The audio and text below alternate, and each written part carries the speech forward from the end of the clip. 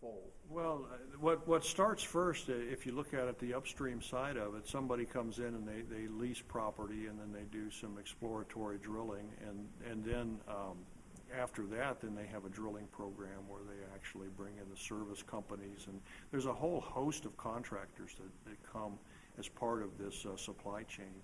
The company that's the producing company that owns the leases and does the exploration, identifies the resource. They basically outsource almost all of the work of drilling the well and completing the well and acquiring the equipment and so forth. So there's a whole range of companies involved in one of these.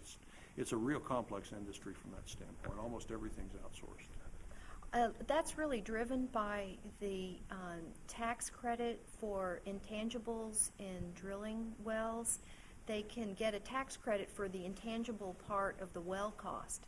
And so for that reason, they choose to outsource. And of course, they're not interested in being an expert at drilling and cementing casing and all of the other things that go along with it. But probably if that went away, then they would rethink some of that. But in the meantime, that's then the opportunity for lots of other players to be involved in the supply chain. Absolutely. Well, there are, because when you look at the players involved in the services and the production side, it looks to us like maybe only half of them are here right now with a physical presence. So that's an opportunity. There's, I think, opportunities in the equipment side of this business too. Their equipment companies are very conservative with their building new facilities, but they're to the point where, like on drilling rigs, they've got almost a year's lead time now, from the time you order to the time you get delivery of a rig. So there's an opportunity, we think, to do some of that here because you're closer to the resource and you don't have to move that equipment from Texas or Oklahoma.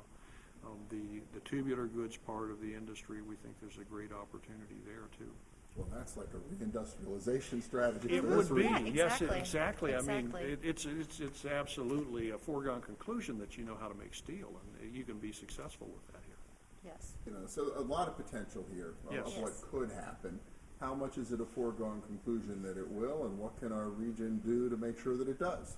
Well, there's an element of competition with everything in economic development today. So you can't just sit back on your laurels and say it's going to happen. Therefore, we're just going to give you a pat on the back when you come here. You're going to have to compete. Tax policy in Pennsylvania and incentive policy are going to be important, particularly like in the equipment end of the supply chain and those kinds of projects. And so those are some things you need to be paying attention to. In terms of the workforce that you need, either exploration and production or the equipment end of the supply chain, you need to be preparing people with those skills. And you have some talent there that you can apply to that, but you need a lot more. The demand is a lot higher than what you've got. So training programs are important for you to be focusing on, like the ShaleNET. That's a good example of a kind of program that is going to accelerate the job formation in this region from the shale gas. So those are good things to be doing.